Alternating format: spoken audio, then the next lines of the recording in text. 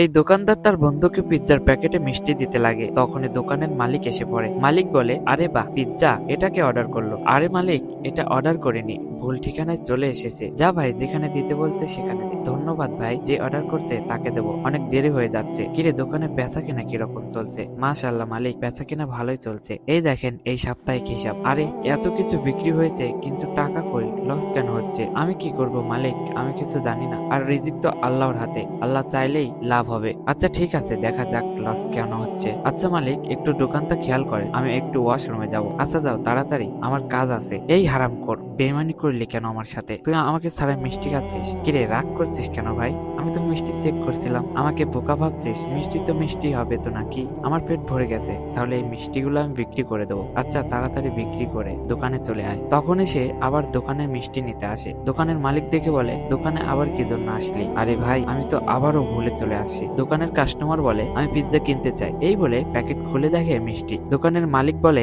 এই জন্যই তো বলি দোকানের মিষ্টিগুলো যাচ্ছে কোথায়? আরে দেখছো কি, মারো এদেরকে।